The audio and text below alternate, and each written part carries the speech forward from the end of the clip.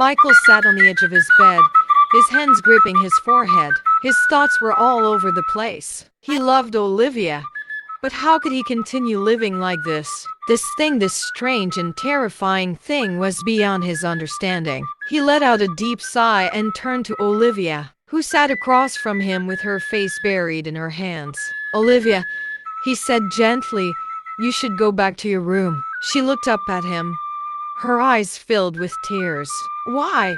She whispered. Michael swallowed hard. Because the last time this happened, it disappeared when you were alone. Maybe it will go away again. Olivia wiped her tears and nodded slowly. Without another word, she stood up and walked out of the room, her legs feeling weak beneath her. When she entered her room, she closed the door behind her and sat on the bed. She was too afraid to check, but she forced herself to. She lifted her wrapper and looked down at herself. It was gone. Just like before, the strange thing had disappeared. She exhaled sharply and lay back on the bed, staring at the ceiling. Weeks passed. Michael and Olivia tried to act normal.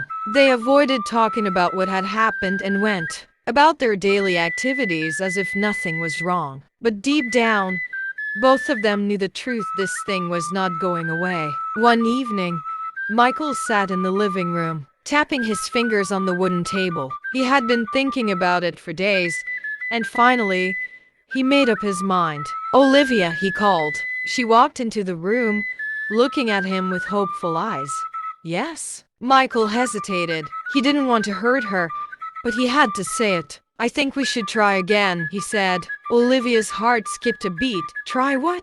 Michael looked at her. Being together, like husband and wife, he said softly. Maybe it won't happen again. Olivia's hands trembled. She wasn't sure if she was ready, but a part of her wanted to believe that whatever was happening to her was over. She nodded slowly. Okay, let's try. That night, Olivia lay beside Michael, her heart pounding in her chest. He wrapped his arms around her, holding her close. She closed her eyes and allowed herself to relax. Michael kissed her forehead, then her cheek, then her lips. She kissed him back, trying to push away the fear that threatened to consume her. Everything seemed fine until it wasn't. Just as Michael was about to claim his wife, he froze. His hands stiffened against her skin. His breathing became ragged. His body trembled. No, he muttered under his breath. Olivia's eyes snapped open. She knew. She didn't even need to check. Michael slowly pulled away from her, his face twisted in horror. It happened again, he whispered, his voice barely audible. Tears spilled from Olivia's eyes as she sat up, wrapping her arms around herself. She sobbed quietly, feeling ashamed, confused, and helpless. Michael clenched his fists, his mind racing. He couldn't keep this to himself anymore. He had to talk to someone. The next morning, Michael made a decision. He left the house and traveled to see his father's brother, Uncle Joseph. When he arrived, his uncle was sitting outside, sipping palm wine. He looked up and smiled. Michael, my son, what brings you here? Michael sat down, his face serious. Uncle, I have a problem, he said. Uncle Joseph set down his cup. What is it? Michael hesitated for a moment before finally speaking. It's Olivia, he said. Something strange is happening to her. Uncle Joseph frowned. What do you mean? Michael took a deep breath. She has a penis, he said in a shaky voice. His uncle's eyes widened in shock. What? Michael nodded. It comes and goes. When she's alone, it disappears. But when we try to be together as husband and wife, it comes back. Uncle Joseph shook his head. This is not ordinary, he said firmly. It is a taboo for a woman to have such a thing. If the villagers find out, they will stone her to death. Michael's stomach twisted. What should I do, Uncle? Uncle Joseph leaned closer. You must return her to her people, he said. Take her back before this thing brings shame to our family. Michael's heart broke. He loved Olivia, but how could he live like this? Could he really stay with her, knowing she was not a normal woman? He sighed deeply. I will do it, he said. Tomorrow, I will take her back to her father. That evening, when he got home, Olivia was waiting for him. "Where did you go?" she asked softly. Michael sat down and looked at her, his expression unreadable. He took her hands in his grip firm but gentle. "Olivia," he said, "I need to tell you something." Her heart pounded. "What is it?" Michael took a deep breath. "I have to return you to your people." Olivia's eyes widened. "What?" "It's a taboo for a woman to go through what you're going through," he continued. "If the villagers find out, they will not spare you. I love you, but I can't be with you anymore." Tears filled Olivia's eyes. "Michael, please don't do this," she whispered. Michael looked away, his jaw clenched. "Tomorrow, I and my family will take you back to your father," he said, his voice heavy with sorrow. Olivia sobbed, but there was nothing she could do. The next day, Olivia was escorted back to her village. She sat in silence as Michael, his uncle, and some other elders from his family walked beside her. When they arrived at her father's compound, Chief Edward was already waiting for them. He smiled when he saw them, but quickly replaced his expression with one of concern. "Michael, my son," he said, "what brings you here?" Michael hesitated, then spoke. "We are here to return Olivia," he said. She is not a normal woman. She has a penis, and we cannot keep such a person as a wife in our family." Chief Edward gasped, pretending to be shocked. "What? That is impossible." Michael nodded. "It is true. We have come to return her, and we ask that you return the bride price we paid for her." Olivia stood quietly, tears streaming down her face. Some villagers had already gathered, whispering among themselves. Chief Edward sighed and shook his head. "This is unfortunate," he said, "but if that is the case, I will not force her upon you. Here is your bride price." Michael collected the money and left with his people, not once looking back at Olivia. As soon as they were gone, Chief Edward let out a loud, wicked laugh. "This is just the beginning," he said, staring at Olivia. "I will deal with you properly." Olivia's heart pounded as she looked at her father. Was he responsible for her suffering? Olivia sat on the wooden bench outside her hut, her arms folded tightly across her chest. Her mind raced with thoughts she couldn't silence.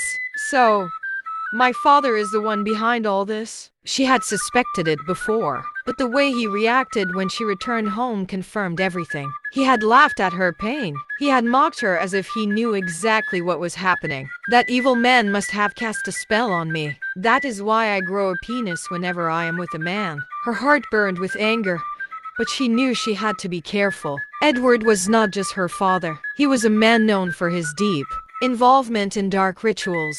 If she rushed into accusing him, he might turn the entire village against her. "I must find a way to expose him. He must confess, and I will not stop until I bring him down." But there was a bigger problem. Everyone in the village now knew about her strange condition. Since the day Michael and his people returned her, rumors had spread like wildfire. People whispered when she passed. Some stared at her with fear, others with disgust. She had become an outcast overnight.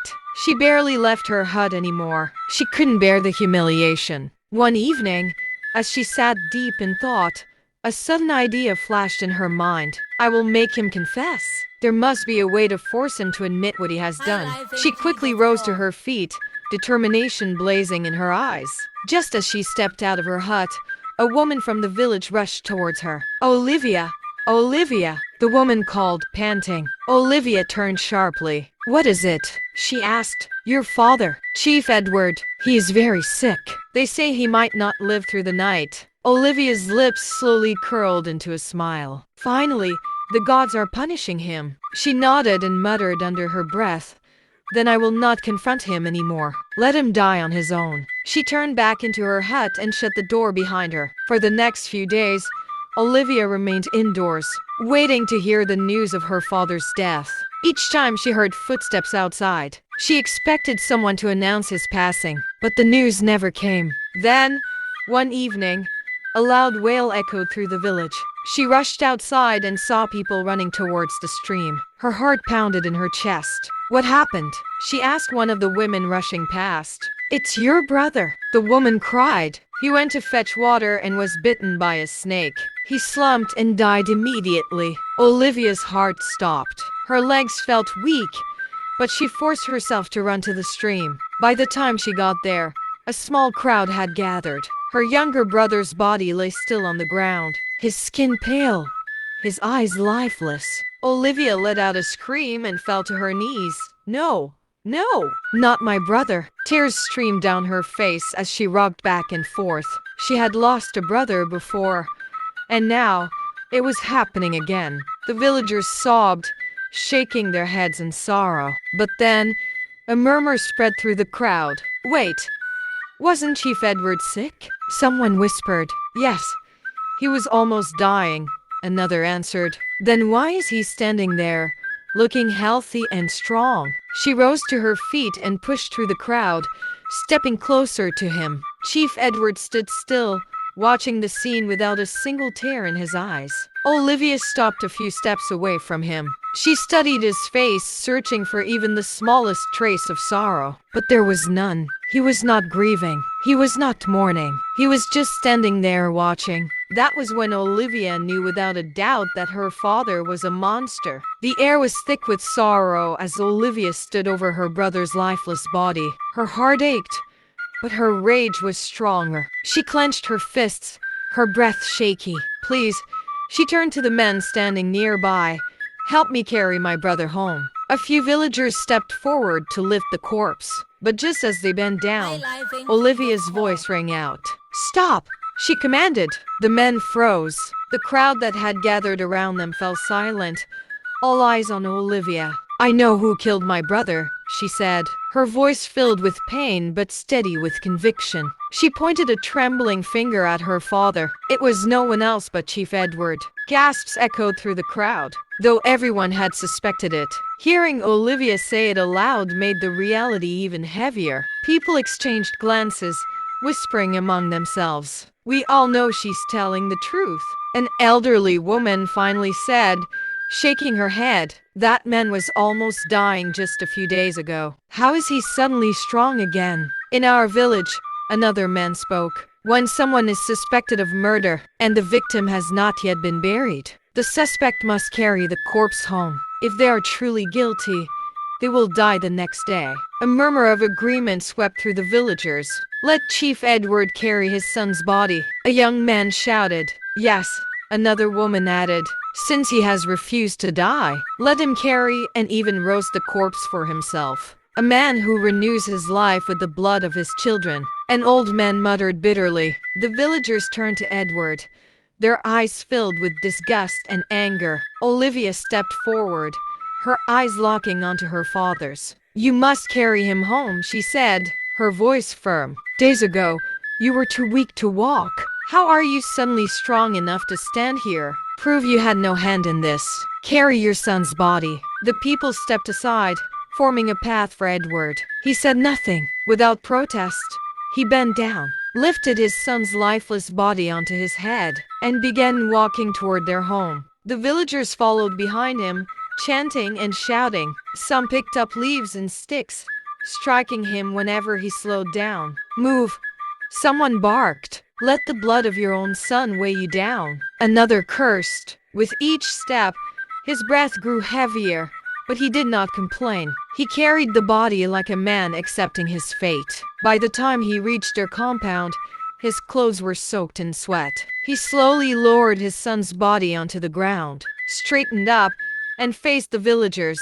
His face was blank, unreadable. If truly I am the one who killed my son, he declared, his voice calm. By this time tomorrow, I will be dead. A wave of murmurs spread through the crowd. Some people shook their heads, others crossed their arms, waiting to see what would happen next. Without another word, Edward turned and walked into his hut. The door creaked shut behind him. Inside, the dimly lit room was filled with the scent of burning herbs. He sat on the wooden floor.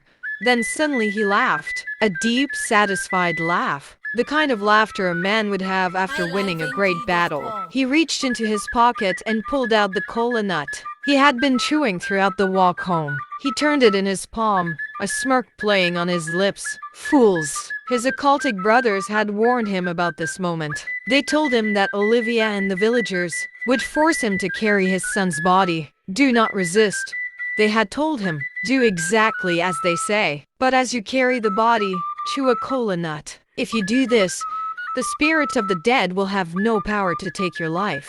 And that was exactly what he had done. Outside, Olivia and the others buried her brother. She cried, her body trembling as she threw a handful of sand over his grave. She wanted justice. She wanted revenge. But now, her brother was gone, and there was nothing she could do to bring him back. The next morning, the entire village gathered near Chief Edward's hut. They were waiting to hear the news that he had died in his sleep. People whispered among themselves, some checking the time repeatedly. Then, suddenly, the door to Edward's hut creaked open. A figure stepped out. It was him, still alive, still standing. Gasps filled the air. Olivia felt her knees weaken. No, this is not possible, she whispered, shaking her head. Some villagers ran to his hut, expecting to find his lifeless body inside. But there was nothing. He is still alive, someone shouted. But how? Another stammered. Unknown to them, Edward had outsmarted them. The ritual had worked. He was safe. Olivia's heart sank. She had been so sure that justice would come, that the gods would strike him down. But now, doubt crept into her mind. What if we were wrong? What if he didn't kill my brother? Or what if he is simply untouchable? She stared at her father as he stood there, watching them with his cold, dark eyes. And for the first time in her life, Olivia felt fear. Olivia's heart was heavy with frustration. She had spent weeks traveling from one village to another, visiting every herbalist, seer, and spiritualist she could find, desperately seeking a solution to her problem. Each time, she explained her condition, hoping for an answer, but none of them could help her. "I'm sorry, my daughter," one elderly herbalist had said, shaking his head. "This is beyond my knowledge." Another had simply stared into his bowl of water, muttering incantations before sighing in defeat. "I see great darkness around you," he said. "Only the one who cast this upon you can undo it." The words echoed in Olivia's mind as she walked toward yet another spiritualist's house. She was tired, but she couldn't stop now. This was her last hope. As she stepped into the compound, an old man sitting on a wooden stool under a mango tree looked up. His piercing eyes met hers, and before she could introduce herself, he spoke. "Olivia, I have been expecting you," he said, a small smile on his face. Her heart skipped a beat. How does he know my name? She hadn't told anyone in this village about her visit. Her steps faltered, and she glanced around nervously. "Come and sit," the man said, pointing to a small wooden bench beside him. Still shocked, she hesitated for a moment before sitting down. The man studied her for a long moment before finally speaking. "Your birth brought great misfortune to your father." Olivia frowned. "What do you mean?" The man leaned forward. "Before you were born, your father was warned never to have a daughter. He was chosen to lead his occultic brothers.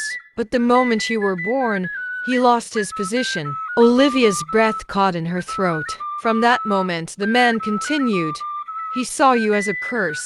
He blamed you for his downfall.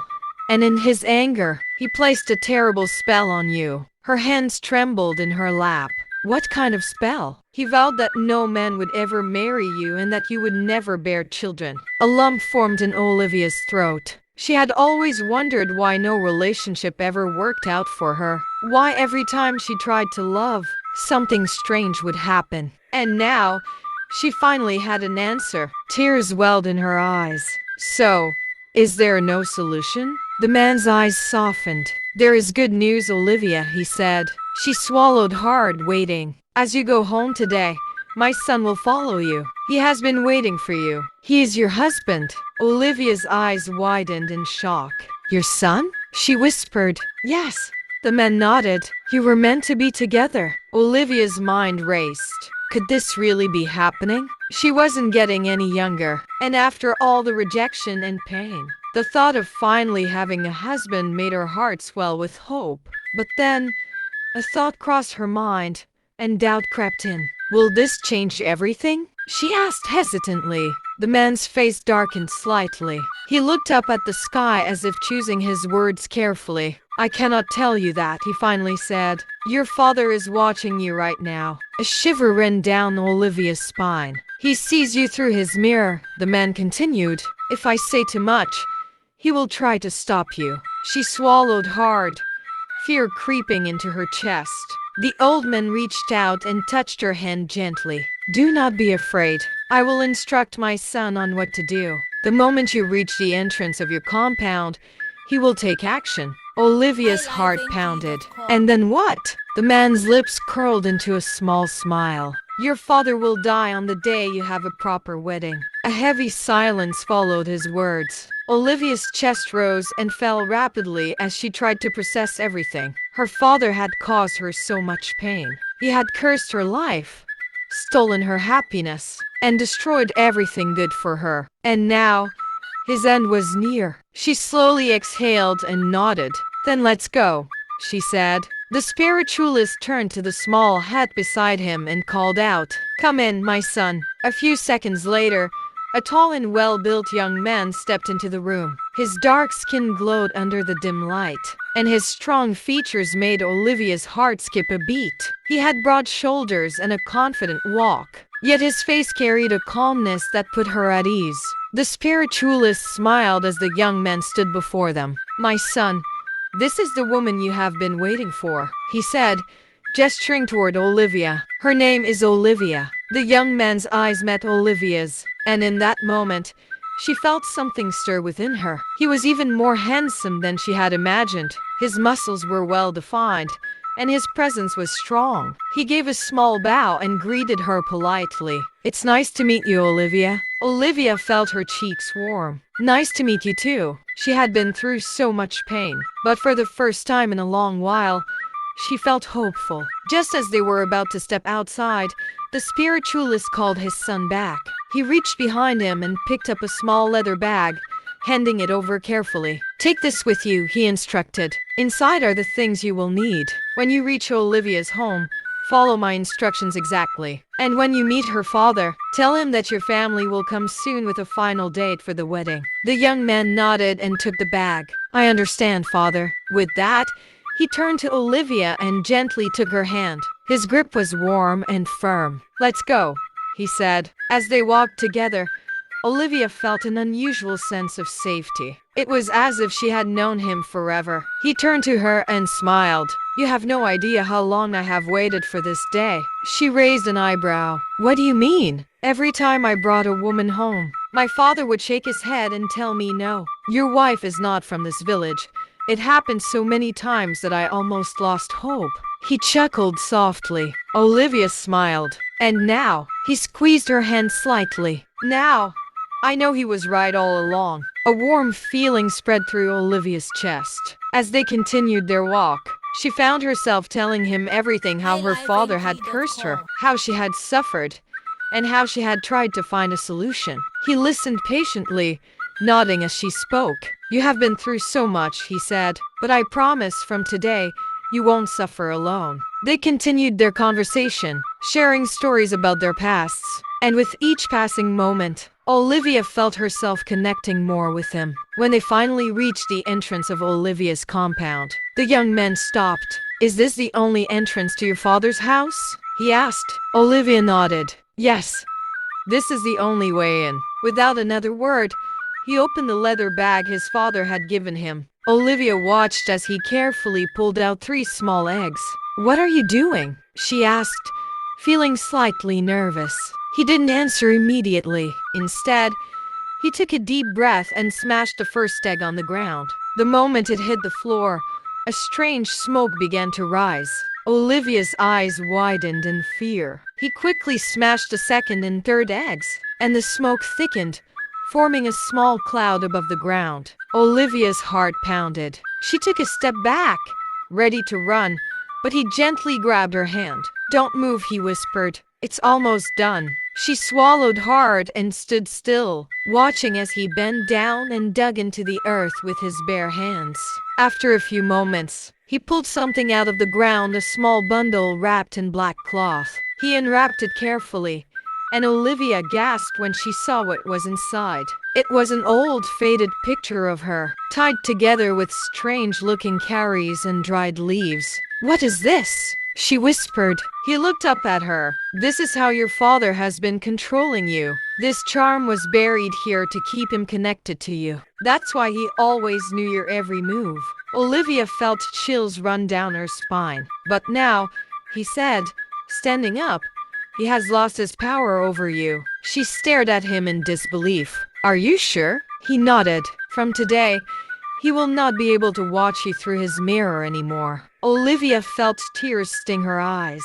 She had spent her whole life under her father's shadow, trapped by his evil ways. But now, for the first time, she was free. She wiped her face quickly and smiled at him. "Thank you." He returned her smile and gently wiped the dirt off his hands. "Come on," he said. "Let's go inside." Hand in hand, they stepped into the compound, ready for whatever lay ahead. As they stepped into the compound, Olivia and her suitor greeted everyone politely. The air was tense, and curious eyes followed them as they made their way inside. Olivia quickly pulled out a wooden chair and gestured for him to sit. "Please, have a seat," she said with a small smile. The young man nodded and sat down, his posture calm and confident. Olivia, however, could feel the weight of the moment. She knew her father would not take this lightly. A few moments later, Chief Edward emerged from his hut. His expression was dark, his lips pressed into a firm line. He stood in the center of the compound, his piercing eyes locked onto the stranger. Olivia felt her heart race, but she forced herself to remain calm. Her suitor stood up and greeted him respectfully. "Good evening, Chief Edward," he said, his voice steady. Edward did not return the greeting. Instead, he crossed his arms and stared at him suspiciously. "Who are you? And what do you want in my house?" he asked coldly. The young man did not waver. "My name is Daniel," he said. "I have come to ask for Olivia's hand in marriage." The moment those words left his mouth, the entire compound fell silent. Olivia held her breath, waiting for her father's reaction. Edward let out a dry laugh and shook his head. Without hesitation, "You ask for her hand?" he sneered. "Don't you know she has a penis?" Gasps rippled through the small crowd of onlookers. Olivia clenched her fists. How many times would her father humiliate her like this? But Daniel did not flinch. He kept his gaze steady and replied, "I know." Edward's eyes narrowed. "You know, and you still want to be with a man like you?" His voice was laced with disbelief. Daniel nodded. "Yes, because I love her," he said simply, "and my people will follow me when I return for the final wedding arrangements." A lump formed in Olivia's throat. Someone was standing up for her for the first time in her life. A man was not ashamed of her. Her eyes glistened with unshed tears, but she quickly wiped them away. Edward studied Daniel for a long moment, his jaw tightening. Then, to everyone's surprise, he scoffed and said, "Fine. You can marry her." With that, he turned on his heel and walked away, dismissing them as if they were nothing. Olivia's heart swelled with joy. She turned to Daniel, smiling brightly. "Thank you," she whispered. Daniel took her hand and squeezed it gently. "You deserve to be happy, Olivia." While the rest of the family and villagers whispered among themselves, Edward stormed into his hut. He slammed the door shut and began pacing the floor in frustration. "How?" he muttered under his breath. "How did I not see this young man coming? How was I unable to know Olivia had met someone?" His heart pounded in his chest. He had always known what Olivia was doing, who she was meeting, and where she was going. But this time, he had been completely blind to it. Something was wrong. He rushed to the corner of his room, where a large mirror stood against the wall. It was no ordinary mirror, it was his source of power, the tool he used to monitor Olivia's every move. Taking a deep breath, he waved his hand over the glass, chanting under his breath. The surface of the mirror shimmered, swirling like water. But when he looked into it, Olivia was not there. His eyes widened in shock. "No, "This cannot be," he whispered. He waved his hand again, muttering stronger incantations. Still, the mirror remained blank. Olivia had disappeared from his sight. Beads of sweat formed on his forehead. What is happening? For the first time in years, fear crept into his heart. His control over Olivia had been severed. Someone had broken his power over her. His hands clenched into fists. "I need to act fast before it's too late," he growled. Chief Edward had never been afraid of anything before, but now he felt something he hadn't felt in a long time: powerless. Chief Edward sat in his dimly lit hut, his mind troubled. He could no longer see Olivia in his mirror, and it made him uneasy. His control over her had slipped away, and he needed answers. Without wasting time, he summoned some of his cult members. When they arrived, they sat in a circle around him, their faces stern. The air was heavy with tension as Edward cleared his throat. "I called you here because something strange has happened," he said. "I can no longer see Olivia in my mirror, but she is still here, alive and well. Someone has blocked my powers." The men exchanged glances before one of them, a tall man with deep scars on his arms, spoke. "Show us the mirror," he demanded. Edward wasted no time. He picked up the mirror from the corner of the room and turned it towards them. As soon as they looked into it, Olivia's reflection appeared clearly. "But she's right there," one of them pointed out. Edward frowned. He turned the mirror towards himself, but to his shock, her reflection vanished. Confused, he flipped it back towards his members, and Olivia's image returned. "You see?" he asked, his voice shaking. "When I look into it, she disappears." One of the men scoffed. "Maybe you have an eye problem, Chief Edward. We don't know what you're talking about. We can all see her just fine." Another one shook his head in disappointment. "If this is the reason you called us here, please don't do it again. We have more important things to attend to." With that, they stood up and left, leaving Edward alone with his fears. From that day on, Edward's fear of Olivia grew. He could no longer track her movements, and it unsettled him deeply. Each time he saw her, a cold chill ran down his spine. Something had changed, and he could feel it. Weeks later, time passed quickly, and before Edward knew it, the day of Olivia's wedding had arrived. Daniel returned with his people, and they came in a grand way. A long line of men and women dressed in rich fabrics walked into the village, carrying gifts of all kinds. Drummers played loudly, announcing their arrival. The villagers gathered in numbers, watching in amazement. "This is the biggest wedding we have ever seen," one woman whispered to her friend. "Indeed," the friend replied. "Who would have thought Olivia's wedding would be this grand?" Chief Edward stood at the entrance of his compound, watching in shock. He had never expected this. He had thought Daniel would come with just a few people, not an entire parade of wealth and power. When Daniel's father approached, Edward stretched out his hand for a handshake. The moment their hands touched, Edward felt a strange sensation rush through his body. His eyes widened, his breathing became unsteady, and his hands trembled slightly. What was that? He thought, trying to shake off the feeling. The wedding ceremony began, filled with joy and laughter. Women danced with colorful wrappers tied around their waists, while men clapped and cheered. The air smelled of delicious food, and children ran around excitedly. As Olivia twirled in her wedding attire, she suddenly noticed something unusual. In the sky, several owls were circling above the compound. Her heart skipped a beat. She knew that owls were not ordinary birds in her village. They were often linked to dark powers. She glanced at Daniel, who had also seen them. He gave her a reassuring nod. "Don't be afraid," he whispered. "Nothing will happen to you. I will protect you." Before she could respond, a loud, terrifying cry pierced through the celebration. Everyone froze. The drumming stopped. The dancing halted. All heads turned towards the source of the scream. It was Chief Edward. Chief Edward suddenly fell to the ground, screaming in terror. His body shook, and sweat poured down his face as he stretched out his hands as if begging for mercy. "Please, please don't kill me," he cried out.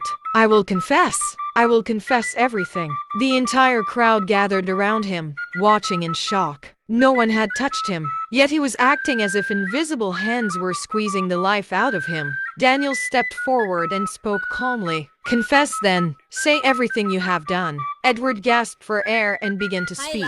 "I destroyed Olivia's life. Right from birth, I hated her. She was not supposed to be born, but her mother refused to get rid of her, and I hated her for it." He clutched his chest and continued. "I was meant to become the leader of my occultic group, but they warned me if I ever fathered a girl, I would lose my position. When Olivia was born, I was cast out and humiliated." Gasps filled the air as the villagers whispered among themselves.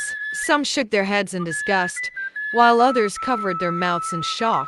"But I could not just sit back and do nothing." Edward continued. "I cursed her. I made sure no man would marry her. I planted charms in the ground so that no matter where she went, she would always suffer. I even placed her under a mirror spell so I could monitor her every move.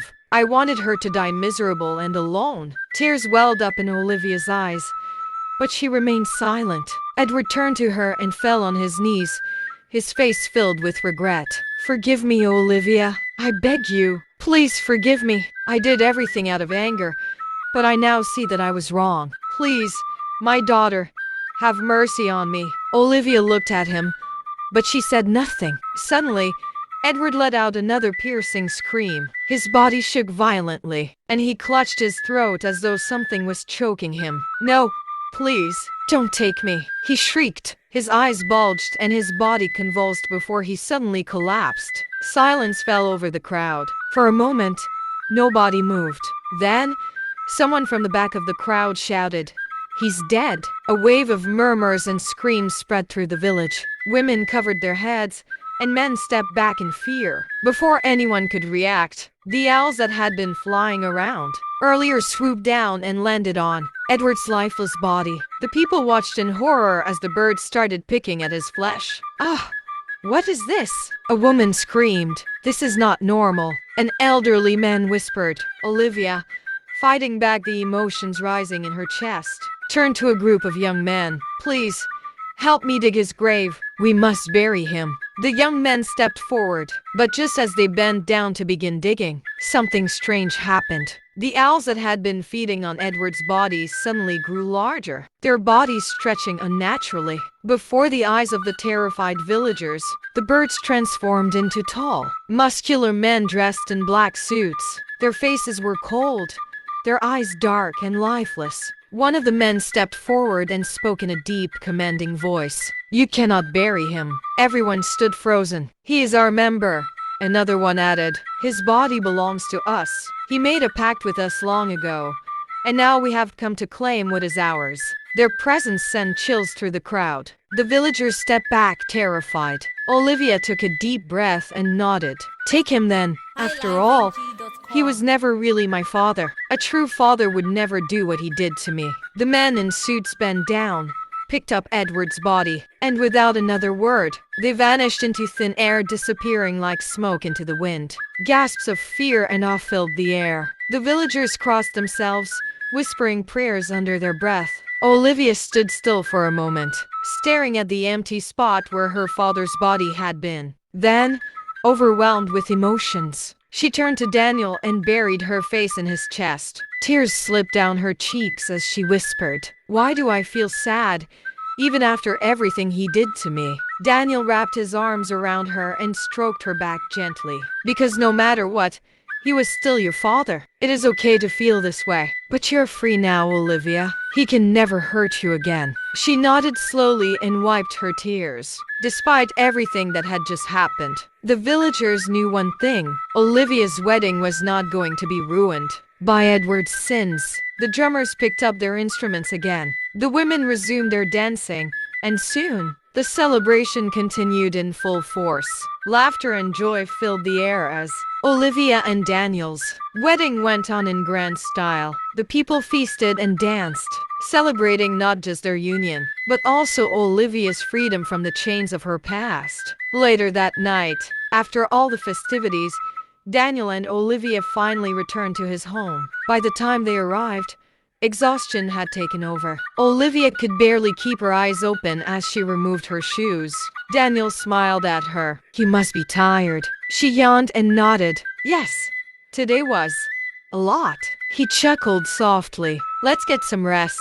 Tomorrow, we start our new life together." Olivia smiled as she climbed into bed beside him. "I like the sound of that." Within minutes, they both drifted into a deep, peaceful sleep. Their past behind them and their future ahead. The morning sun streamed through the window, casting a warm glow over the room. Birds chirped outside, and a soft breeze rustled the curtains. Olivia slowly opened her eyes, feeling a deep sense of peace that she had never known before. She turned her head and saw Daniel beside her, watching her with a gentle smile. "Good morning, my love," he whispered, brushing a strand of hair from her face. She smiled back. "Good morning." He leaned closer and kissed her forehead, then her cheeks. His touch was warm and loving, sending shivers down her spine. Slowly, he wrapped his arms around her, pulling her close. Olivia felt safe in his embrace, a feeling she had longed for all her life. As their bodies pressed together, Olivia felt something different, something she had never felt before. A realization dawned on her, and she pulled back slightly, her heart racing. "Daniel," she whispered, her voice filled with surprise. He looked at her with concern. "What is it?" She took a deep breath and touched her body. "Something is different. I didn't develop anything today." Daniel's eyes widened in shock. "Are you sure?" She nodded, tears welling up in her eyes. "Yes, it's gone. I'm normal." For a moment, they stared at each other, overwhelmed with emotion. Then, Daniel cupped her face and kissed her deeply. "The storm is truly over," he murmured against her lips. Olivia let herself melt into his touch, allowing Daniel to fully claim her heart, body, and soul. She had finally been set free from the darkness that had once controlled her life. A few weeks later, Olivia stood in front of the small wooden mirror in their bedroom, her hands gently placed over her stomach. She smiled as she felt the tiny life growing inside her. Daniel walked in and wrapped his arms around her waist from behind. "How is my queen feeling today?" he asked softly. She leaned into his embrace. "I feel wonderful." His hands moved to her stomach, and he grinned. "And our little one?" Olivia giggled. "Growing well and strong." Daniel placed a gentle kiss on her neck. "I can't wait to meet her or him." 9 months later, the entire household was filled with excitement. Women gathered around Olivia, fanning her as she lay on the bed, breathing heavily. The midwife gave her encouraging words, while Daniel paced outside, his heart pounding with nervousness. After hours of labor, a loud cry filled the air. The midwife held up a beautiful baby girl, her tiny hands waving in the air. "It's a girl," the midwife announced. Tears streamed down Olivia's face as she held her daughter for the first time. "She's perfect," she whispered. Daniel rushed in and knelt beside the bed, staring at his daughter in awe. "She's so beautiful," he said, his voice shaking with emotion. Olivia smiled and looked at him. "She's our miracle." Daniel kissed her forehead. "Thank you, my love. Thank you for giving me the greatest gift." The room was filled with joy and laughter. Olivia, once rejected and cursed, had found love, happiness, and a family of her own. Please, tell me how you feel about this story. This story has been a journey of pain, love, and redemption. Olivia's struggles show us that no matter how hard life gets, there is always hope. Lessons from this story. No matter how much people try to destroy you, they can never stop your destiny. Love will always win over hate. Evil may seem powerful, but in the end, it always destroys itself. Never stop believing in yourself, even when others reject you. Family is not about blood, it is about love, kindness, and those who stand by you. If you enjoyed this story, please like, share, leave a comment, and subscribe to my channel. Thank you.